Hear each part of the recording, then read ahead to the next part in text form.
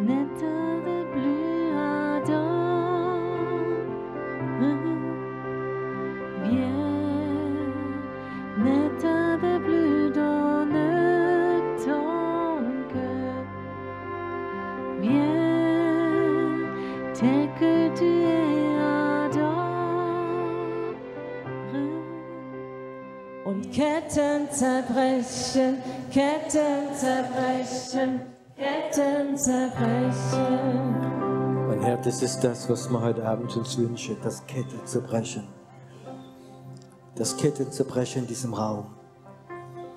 Dass Freiheit kommt. Eine wunderbare Freiheit in Gott. Amen. Dankeschön.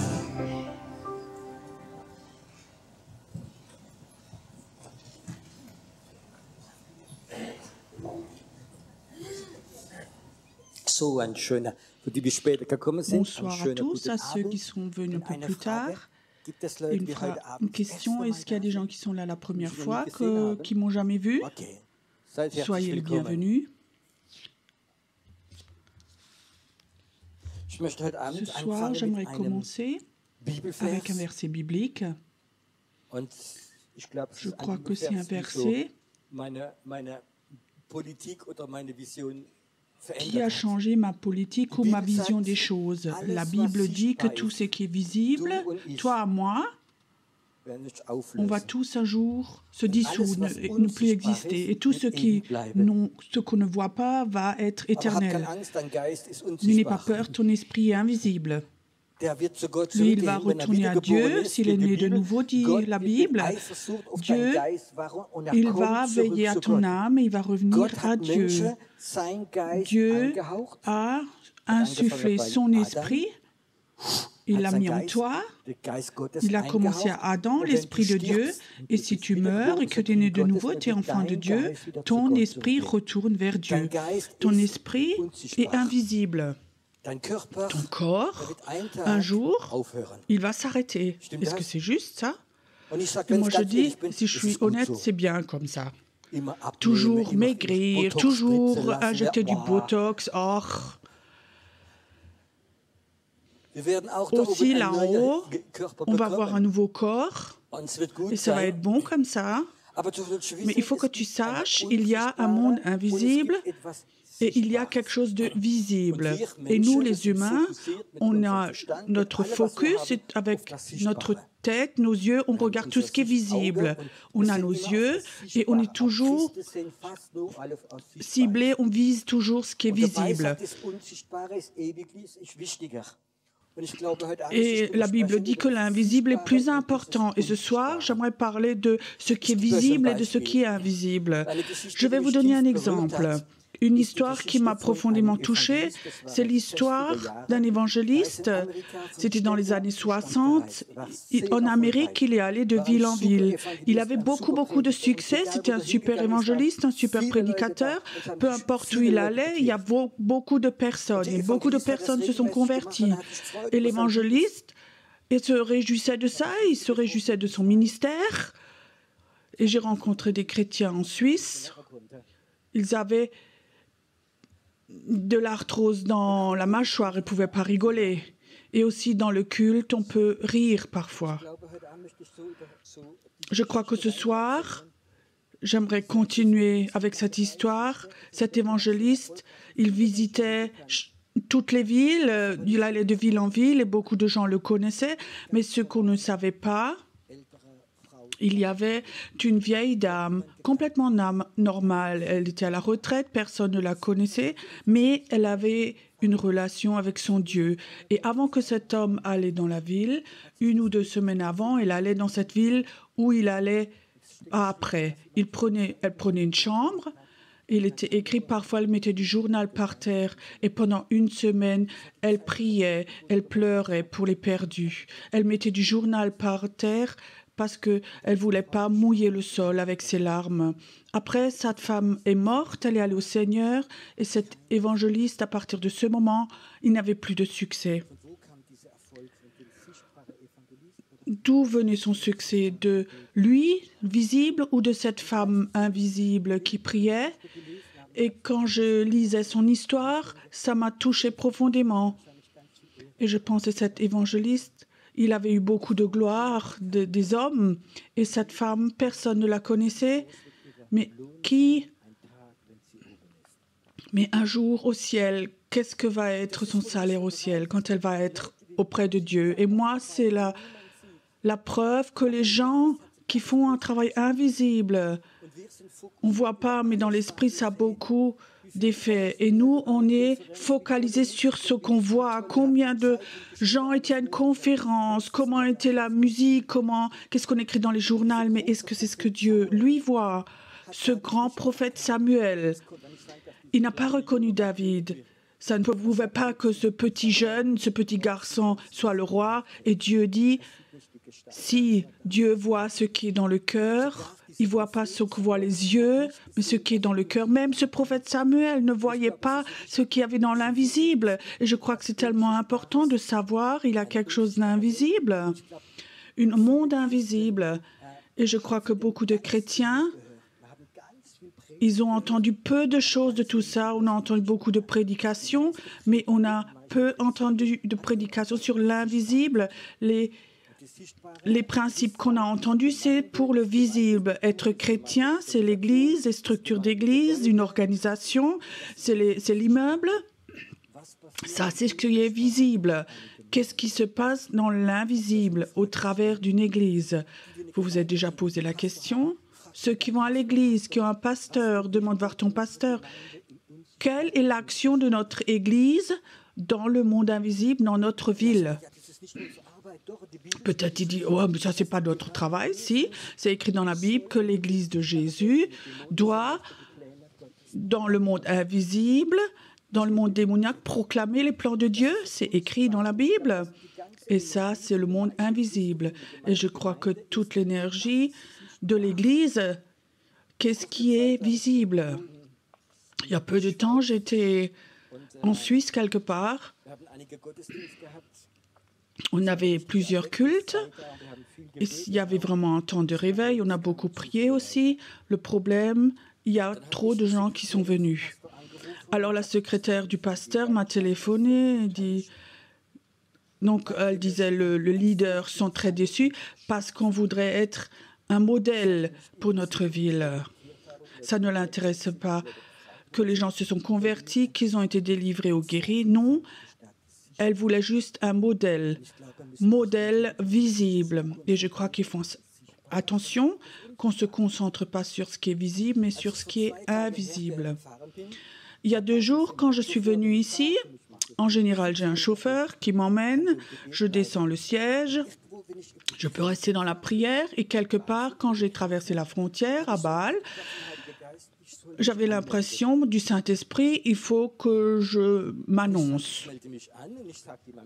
Et je dis, OK, je m'annonce ici, dans mon cœur, je disais, OK, monde invisible, je suis là. Allô, je suis là. Je viens au nom du Seigneur, au nom du roi des rois, de Jésus-Christ. Alors j'ai réfléchi, mais à qui est-ce que je dis ça? Dieu le sait donc. Tu sais, il y a une annonce, 2 personnes, 2 choses. Une fois pour les anges. Allô, vous les anges de Suisse, c'est moi. Je m'annonce chez vous parce que les anges de la Suisse, ce n'est pas les mêmes anges que ceux de l'Allemagne. Ils sont régionaux, les anges. Alors je me suis annoncée dans le monde démoniaque. Allô, vous les démons, je m'annonce, je suis là au nom du Seigneur. Je suis là pour faire une armée de prière, pour amener le réveil. Allô, bonjour, je m'annonce chez vous. Ça sonne peut-être fou, mais je savais, dans mon esprit, il faut que je m'annonce. Il y a un monde invisible et il peut écouter, peut voir. Et alors, je me suis annoncée, je me suis présentée et c'était très important dans mon cœur de m'annoncer à tout ce monde invisible.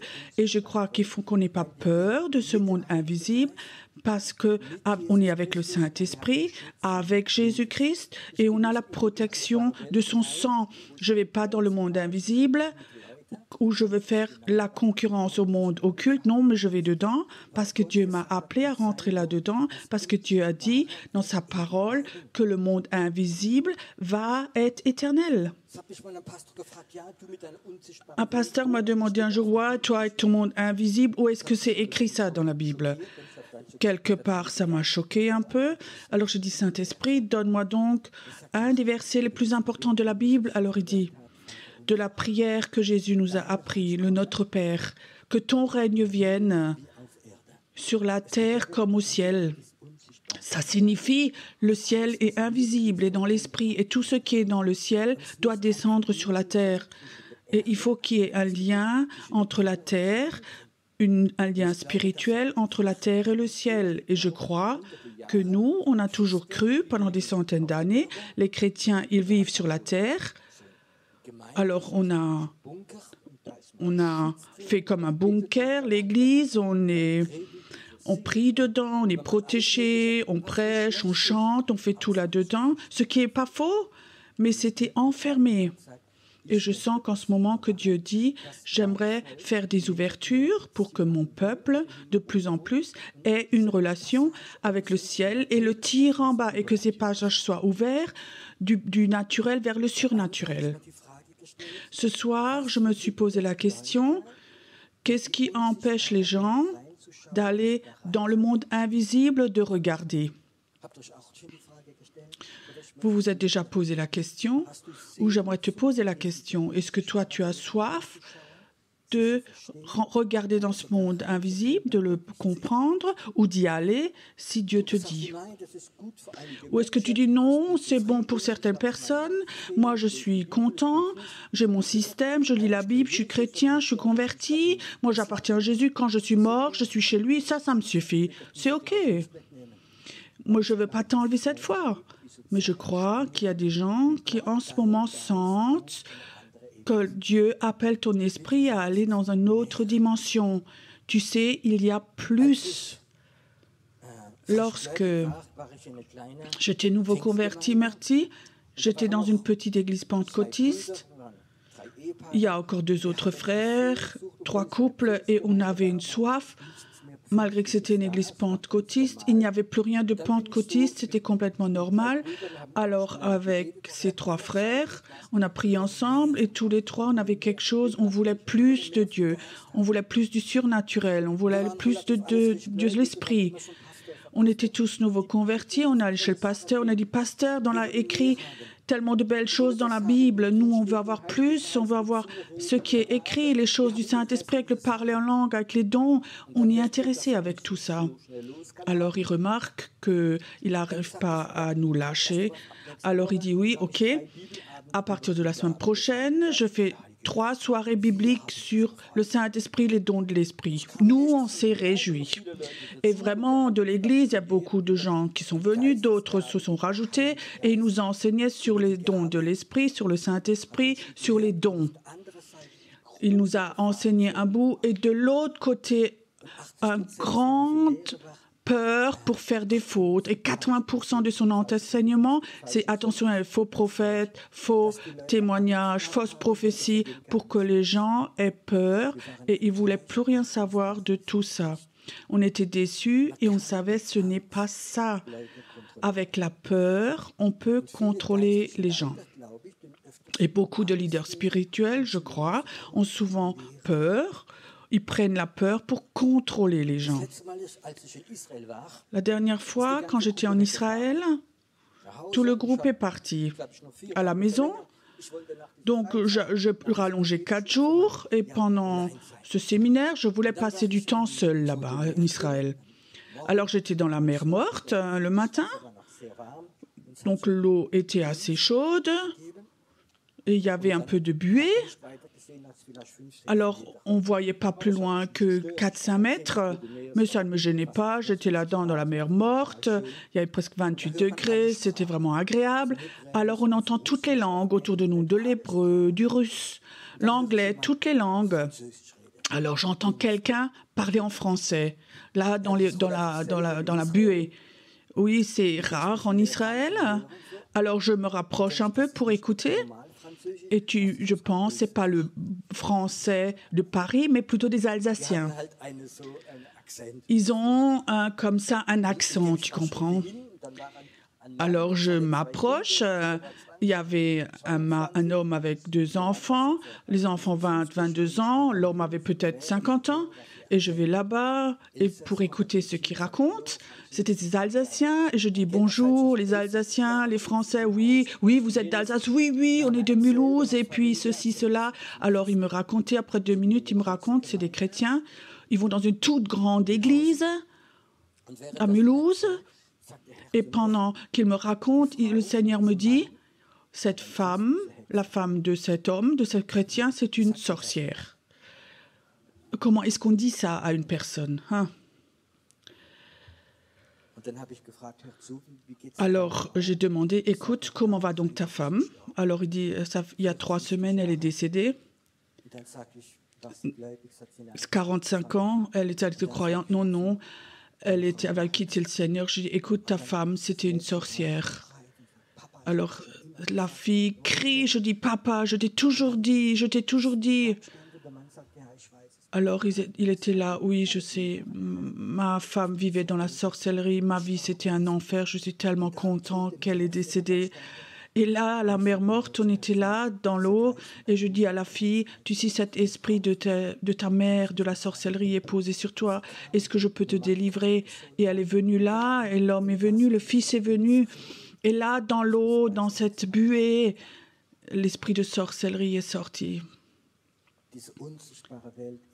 Ce monde invisible, c'est quelque chose de tellement important. Dans le naturel, cet homme n'aurait jamais raconté quelque chose. Il était dans une grande église et là, il y a un mois à peu près, un pasteur m'écrit une lettre de direction de Colmar. Tu peux imaginer, toute une famille vient chez moi. Ils viennent chez nous à l'église, j'ai fait de la cure d'âme et ils m'ont raconté cette histoire, ce qu'ils ont vécu à la mer morte. Et tout de suite, je savais cet homme, ça devait être Piero Fay.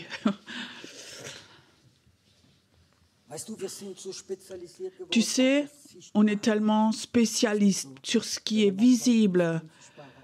Mais quand on va dans le monde invisible, si on regardait dedans, on pourrait beaucoup plus travailler que dans le monde visible. Et je crois que le temps est là où Dieu voudrait toucher nos yeux pour voir le monde invisible. Il y a un verset biblique que vous connaissez tous, et ça, c'est l'église de Laodicée.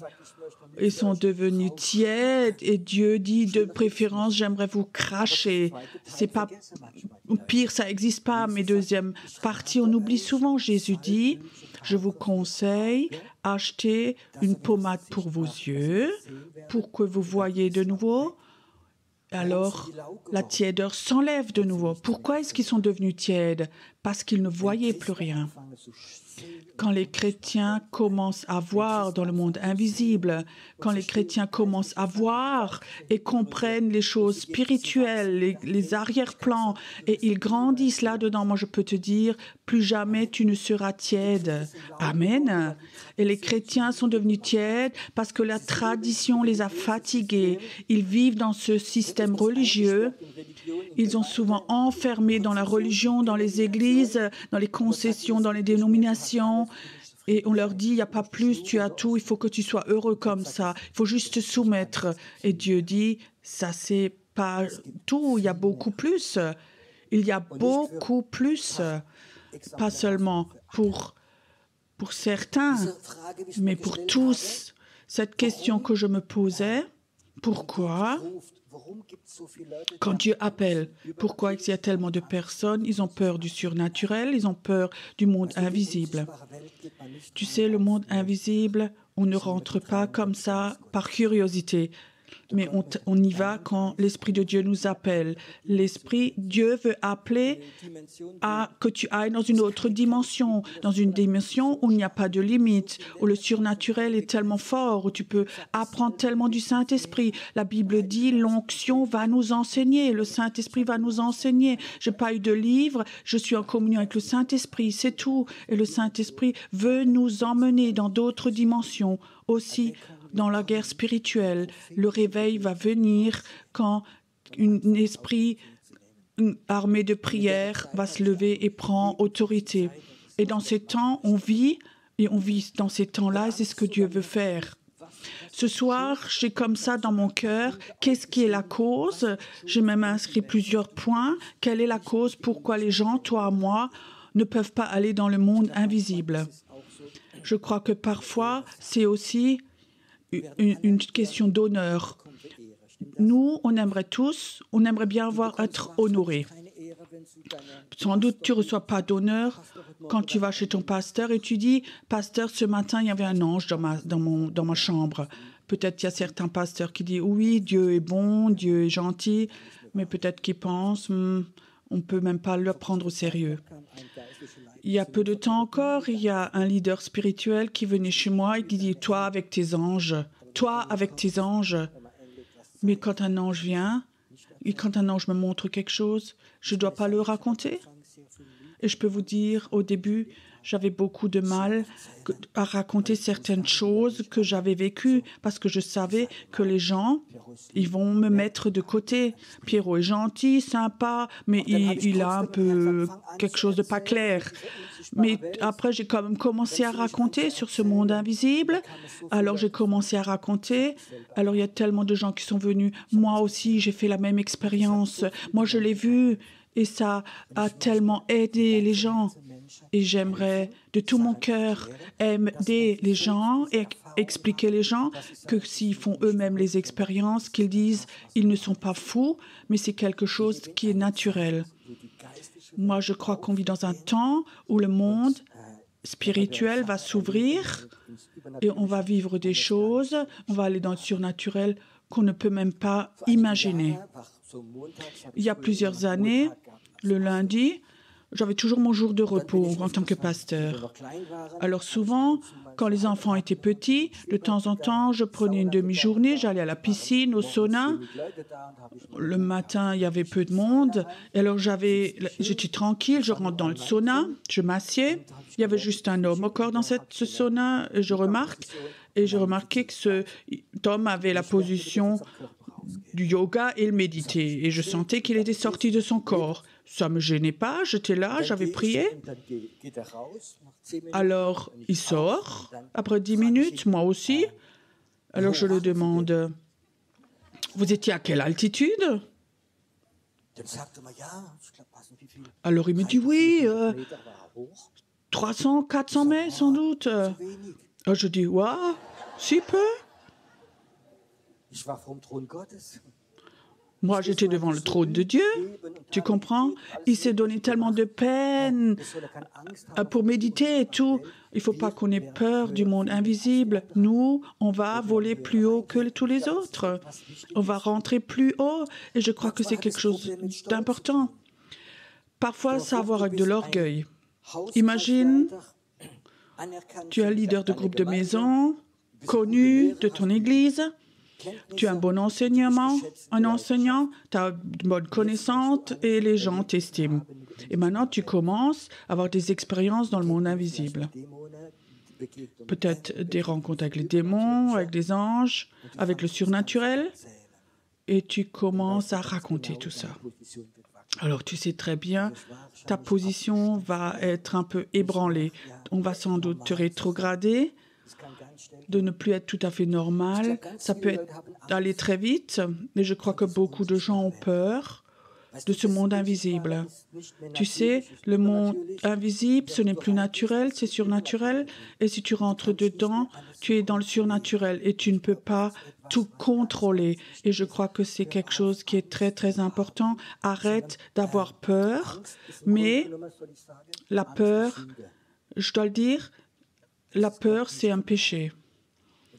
C'est ne pas faire confiance à Dieu. Quand Dieu t'appelle, quand Dieu a appelé, Pierre va sur l'eau, alors il est allé sur l'eau, alors c'est possible. Je crois que c'est quelque chose, il faut qu'on fasse attention. Dieu peut te libérer de la peur. Beaucoup de gens n'osent pas à rentrer dedans parce qu'ils n'ont pas de sentiment de valeur. Quand Dieu t'appelle, alors tu sais, tu es mon enfant. Et son appel t'a justifié.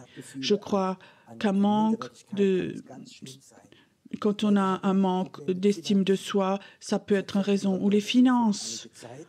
Je te raconte un exemple. Il y a quelque temps, il y a une femme qui veut chez moi. Souvent, elle venait aux conférences, on était amis. Je la connaissais d'un peu plus près. Alors dire, Pierrot, quelque part, je suis à Stuttgart dans une église, j'aime mon église, j'aime mon pasteur.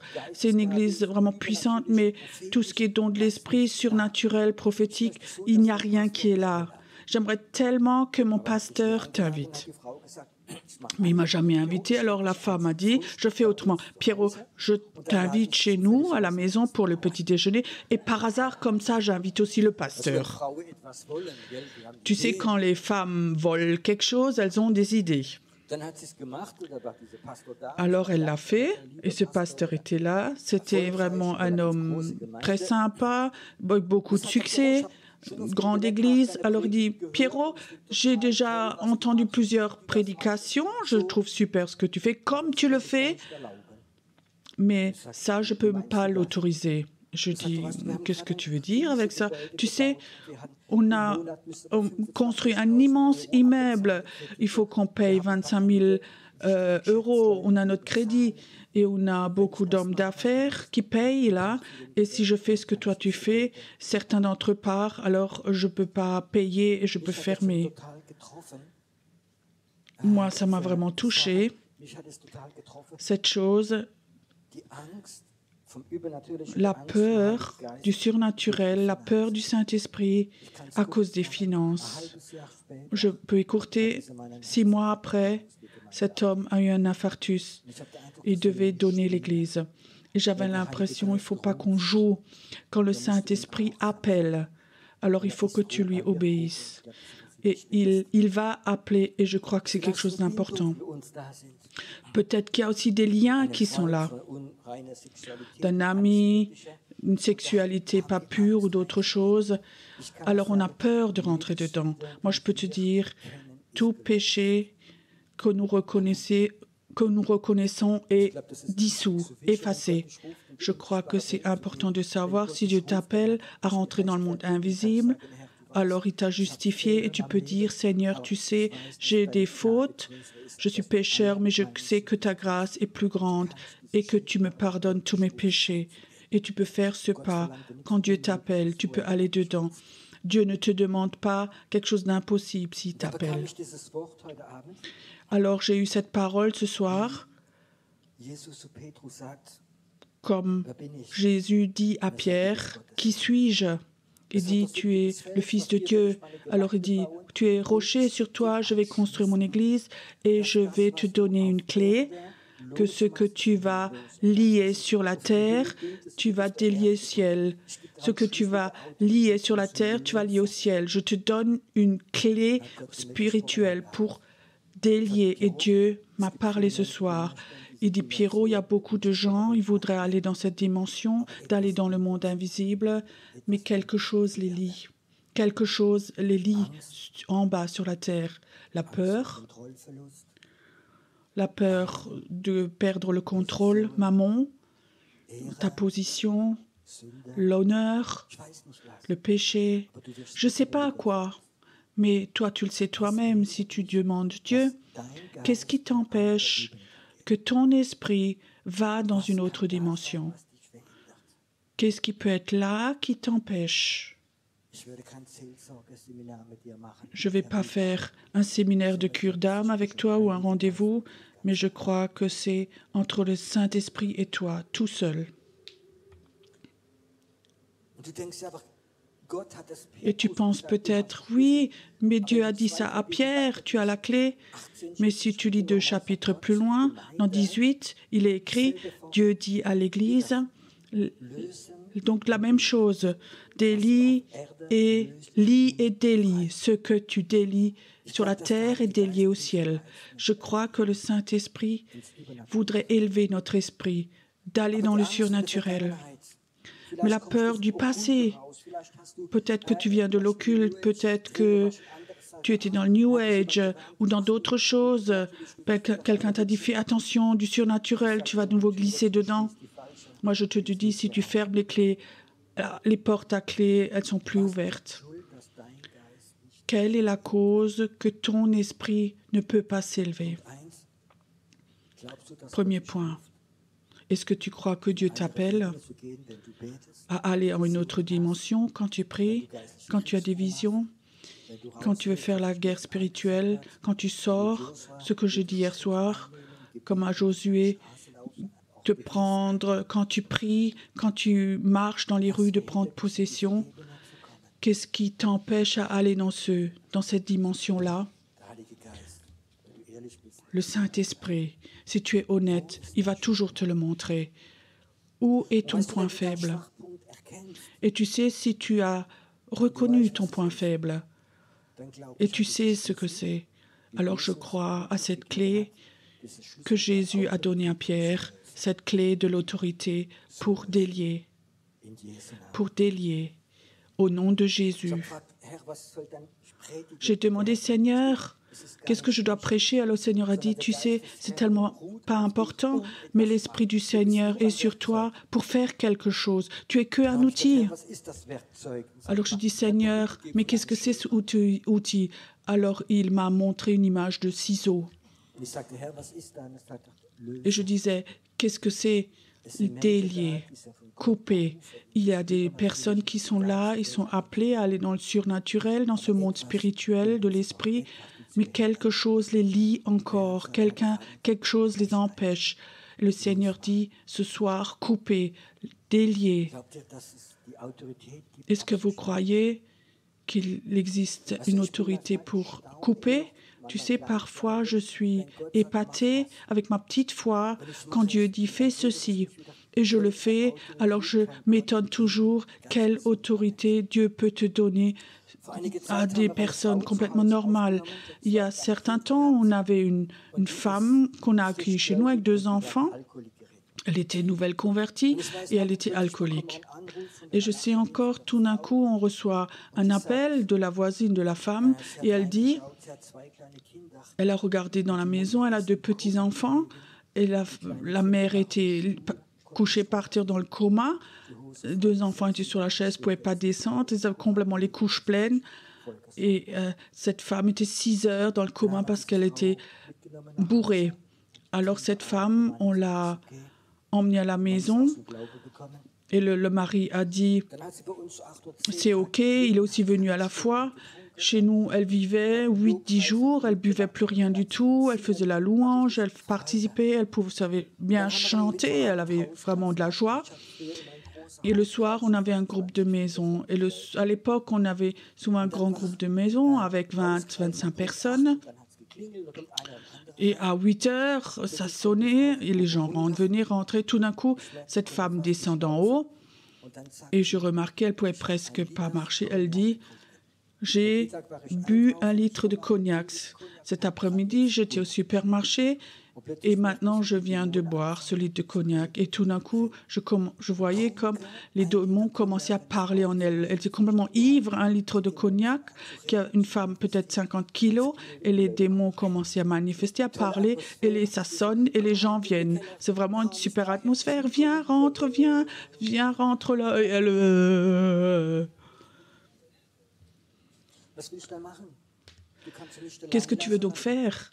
Tu ne peux pas la laisser toute seule parce qu'elle était vraiment complètement ivre, les démons manifestés. Je ne peux pas non plus l'emmener dans le groupe de maison. Elle ferait le bazar. Et quelque part, je l'ai pris dans la pièce d'à côté et mon esprit était fâché. Et je vais là-bas maintenant. Au nom de Jésus, la puissance de l'alcool est brisée. Toute puissance démoniaque va arrêter. Alcool, maintenant, tu n'as plus aucune action. Au nom de Jésus, elle se lève. Elle n'était plus du tout ivre, plus rien du tout. J'ai remarqué que la prière a la puissance pour dissoudre l'alcool. Elle est descendue dans ce groupe et elle a chanté avec. Elle commençait à prophétiser dans ce groupe de maison comme s'il n'y avait rien du tout. Elle m'a montré la bouteille. Elle avait bu 1 litre de cognac. Et la prière, l'autorité était plus forte que 1 litre de cognac. Ça, c'est cette autorité pour lier et libérer. Je veux revenir. Je peux te raconter beaucoup d'histoires comme ça, mais ce soir, Dieu a dit, Tu es mon outil. Et je t'ai vu comme un ciseau. Et je veux te dire que tu coupes ce soir. Dissous, libéré. Ce qui est libéré sur la terre est lié au ciel. Ça veut dire, imagine, tu as une peur, tu as une relation, ou peut-être tu as ceci, cela qui t'empêche, t'aimerais bien, mais tu ne peux pas. Et quand le Seigneur dit prie, et tu délies, et tu coupes à ce moment où tu veux aller dans le monde invisible, c'est libre dans l'esprit. Le problème n'est plus là. Peut-être que tu es là, tu as des sentiments d'infériorité ou de la peur. Le Seigneur coupe. Alors il t'appelle à aller dans le monde invisible et tes sentiments d'infériorité, tes peurs sont enlevés et tu vas dans le monde invisible. Peut-être qu'il y a un démon devant toi, à 3 mètres, il est devant toi et tu n'as pas peur, tu n'as pas de sentiment d'infériorité. Tu es au nom de Jésus ici et tu pries et il s'enlève. Ça, c'est quand tu es libre sur la terre, tu es libre dans le monde invisible. Il y a des gens ici, il y a la malédiction de la sorcellerie qui est là, posée sur ta famille, parce que ta famille a été sacrifiée, tu es chrétien, tu es sauvé. Peut-être que tu t'es même dissous de ça, mais dans ton esprit, il y a toujours un lien qui t'empêche d'aller dans le surnaturel. Et l'esprit de sorcellerie, c'est très bien. Si ça, c'est coupé, tu vas aller dans le monde invisible et tu vas avoir une autorité contre la sorcellerie. Et ça va être une forte autorité. Ça, c'est lié, délié et lié. Satan ne veut pas que les chrétiens aillent, regardent dans ce monde invisible et de l'autorité. Satan dit, si tu es sauvé, on ne peut rien faire contre. Alors fais un beau programme d'église, c'est bien. Mais le surnaturel, ça, c'est pas pour toi. Et ce mensonge, je veux le briser aujourd'hui. Je veux le briser aujourd'hui.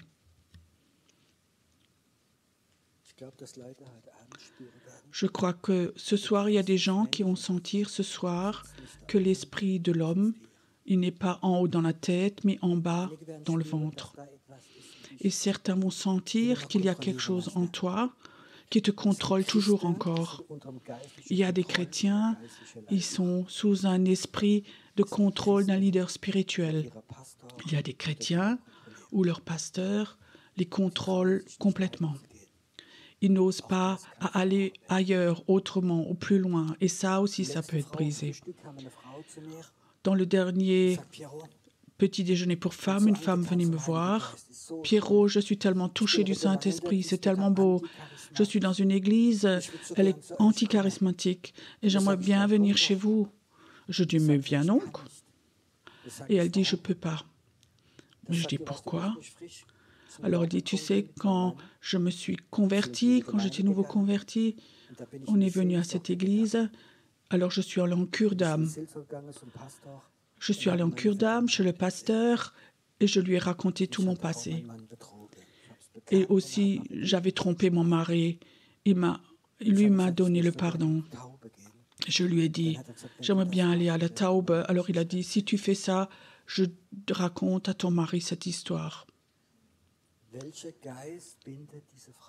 Quel esprit lie cette femme? Elle vit vraiment dans un lien comme ça. Et ça existe dans le monde chrétien, où les gens sont complètement liés, que Dieu aimerait libérer. Que Dieu aimerait libérer. Ce soir, j'aimerais que ça se passe entre le Saint-Esprit et toi, entre Jésus et toi. Est-ce que tu crois qu'il y a quelque chose en toi qui t'empêche? Paul dit que tout ce qui te lie sur la terre, il faut qu'on les coupe. Est-ce que tu as soif de dire, Seigneur, j'aimerais être libre? Et si toi, tu m'appelles à aller dans le monde invisible, à aller dans le surnaturel, alors je suis prêt. Moi, j'aimerais. J'ai soif de cela.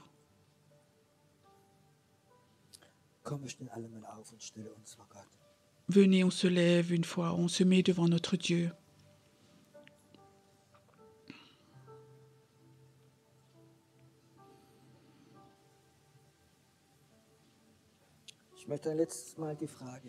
J'aimerais une dernière fois te poser la question. Est-ce que tu as soif? Est-ce que tu as soif de plus?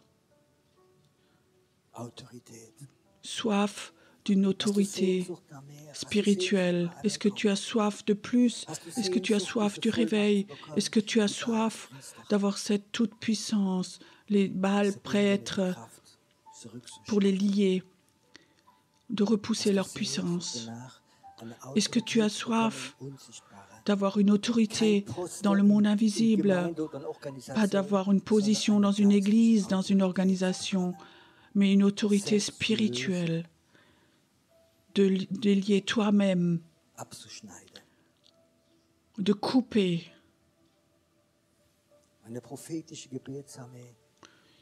Une armée de prophétique, c'est une armée qui ne prie pas aveugle, mais ils prient ce que Dieu leur montre.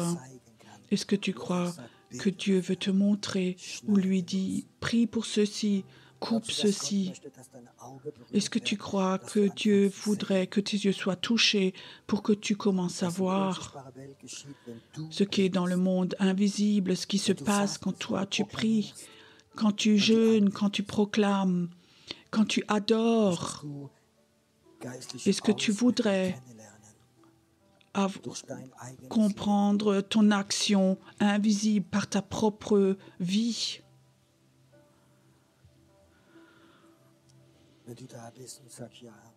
Si tu es là et tu dis oui, j'aimerais aussi avoir la délivrance, j'aimerais tout ce qui me lie sur cette terre, que je me cache dans le monde visible, j'aimerais que ce soit enlevé tout ça.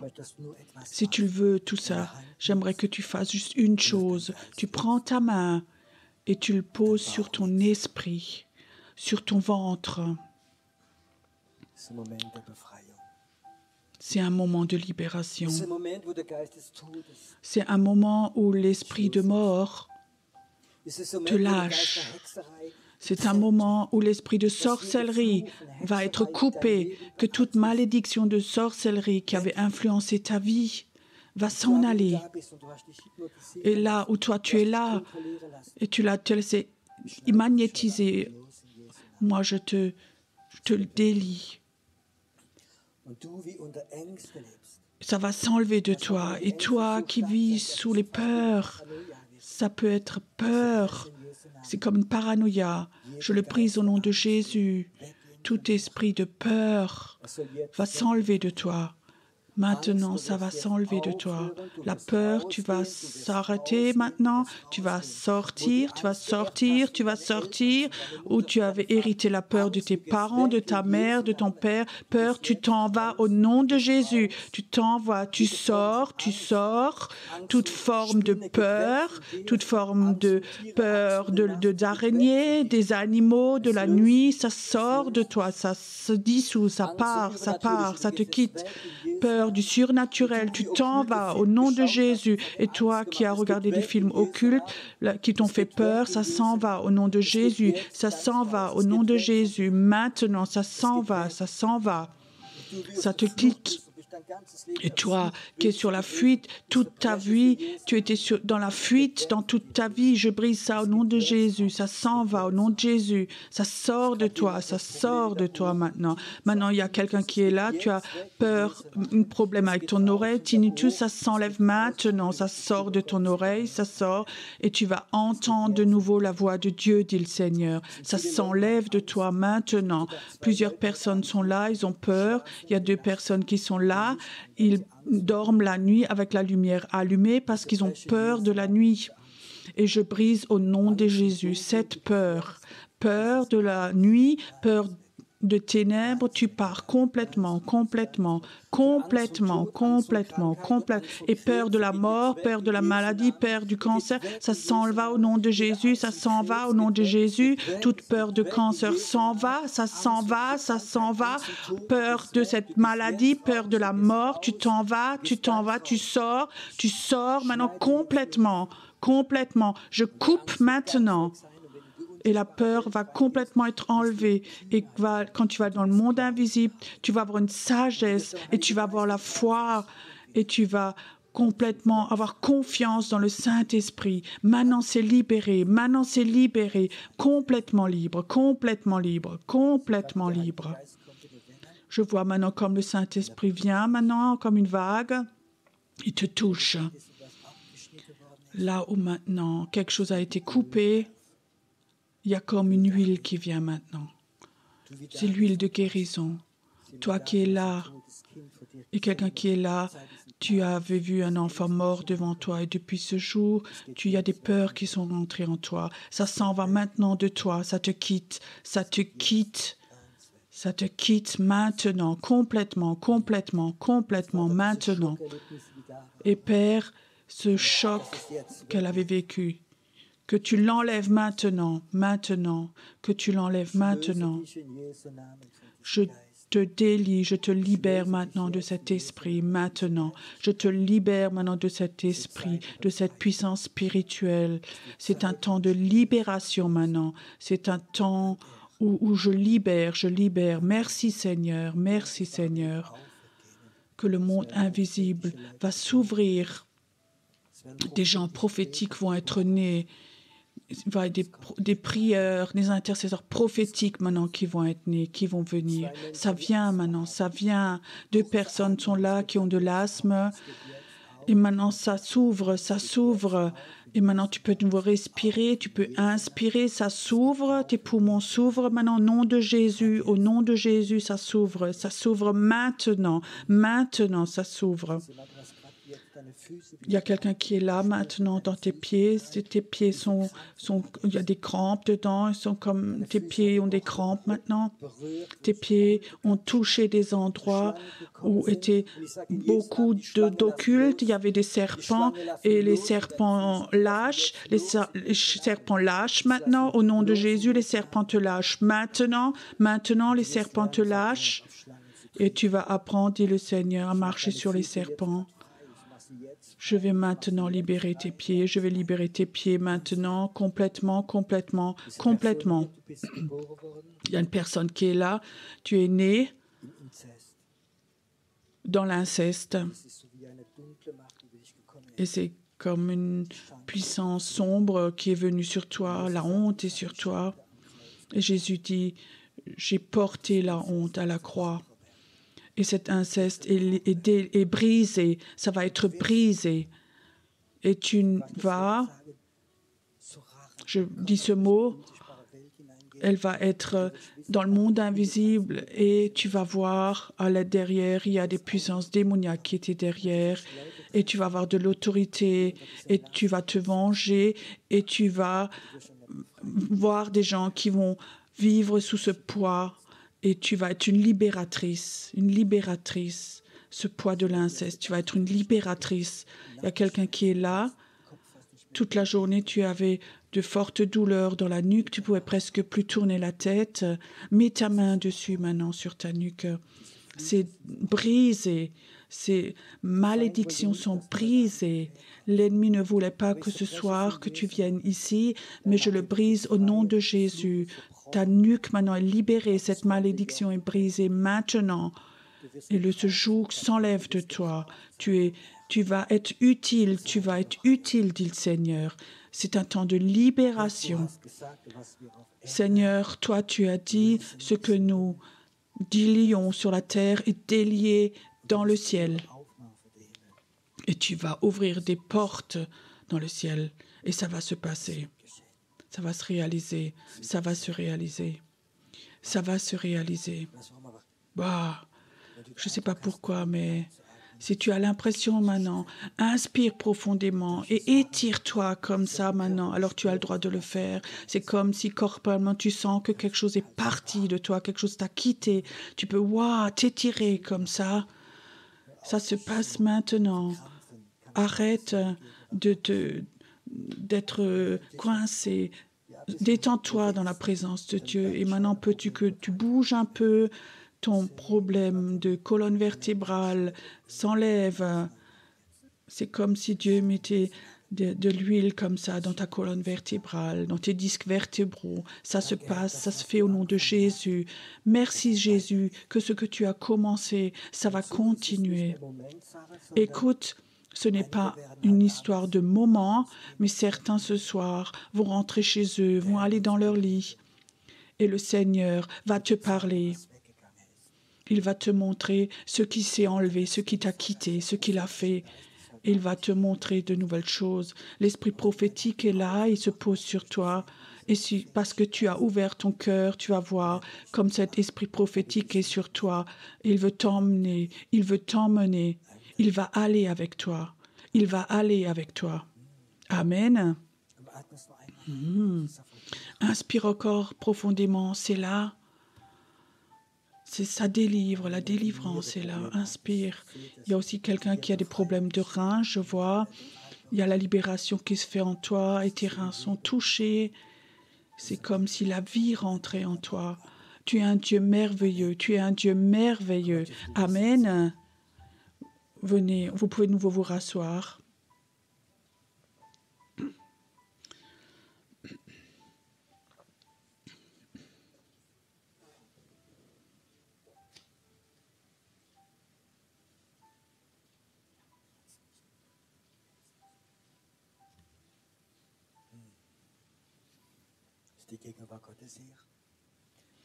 Est-ce que la présence de Dieu est là? J'aimerais demander qui essaie ou qui sent que quelque chose est parti de toi. Élevez votre main. Quelque chose t'a quitté. Lève voir ta main. Maintenant, maintenant. Certains, cette nuit, vont avoir une rencontre avec Dieu cette nuit.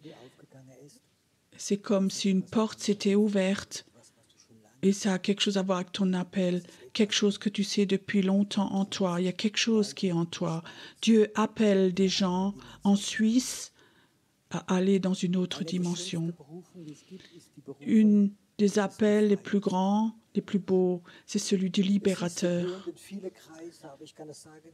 C'est mis de côté dans beaucoup de milieux, mais la libération, la délivrance, c'est un ministère d'amour de Dieu pour les gens. Et on a besoin de ça, la délivrance.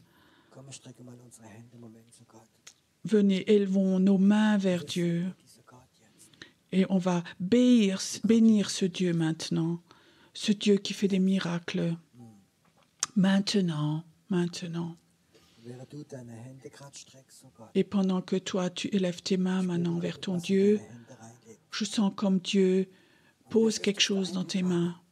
Et souvent, tu vas avoir l'impression que tu es à des endroits et il faut que tu élèves tes mains pour adorer ton Dieu. Et tu vas voir comme du ciel, quelque chose s'ouvre. Peut-être qu'un ange va descendre, mais à chaque fois que tu sens que quelque chose touche tes doigts et tu élèves tes mains vers ton Dieu, c'est comme si dans le monde invisible, qu'il y a un ascenseur, une ouverture dans cette pollution spirituelle qui est là. Certains sentent aussi quelque chose dans leurs doigts, un picotement. C'est un signe prophétique, dit Dieu. Si tu sens, tu peux, peu importe où tu es et tu le sens, il suffit que tu lèves tes mains. Et quelque chose du ciel va venir. Ça va être comme une ouverture. Ça va être comme une puissance. Ou peut-être quand tu pries pour quelqu'un, et maintenant c'est le moment d'élever tes mains. Quand Moïse a élevé ses mains, son peuple est allé dans la guerre et a gagné. Et quand il les a descendus, c'est allé plus mal, c'est allé mal. Toi, tu vas être une personne comme ça, qui parfois élève les mains. Et tu vas voir comme des anges viennent et qui vont dans le combat contre ton ennemi. Reçois maintenant dans tes mains. Il y a certains qui sentent maintenant, certains sentent que dans leurs mains il y a quelque chose qui rentre. Ça doit être un signe prophétique. Toi, parfois, tu vas élever tes mains. Tu vas élever tes mains. Tu es un Dieu merveilleux. Tu es un Dieu merveilleux. Amen. Waouh. Je vois comme l'Esprit de Dieu te touche encore. que Dieu touche encore certaines personnes maintenant. Il y a quelque chose qui vient encore sur toi. Quelque chose se pose sur toi. Je crois que dans les prochains jours, on va avoir des temps de prière encore, ici, où on va déchirer le ciel très grand et on va voir la gloire de Dieu. On va avoir encore un bon temps ici. On va avoir encore un bon temps ici. Waouh! Merci Seigneur. Merci pour cette merveilleuse ville, merveilleux pays et surtout pour ces gens merveilleux, ces personnes merveilleuses ici, qu'elles vont te servir, qu'elles vont te servir. Et que la nuit, c'est la nuit pour certains, ça va être une nuit prophétique maintenant. Même si tu reçois des rêves, tu peux rien faire avec ça. Emmène-le dans la prière. Ça va être des rêves prophétiques pour ta vie.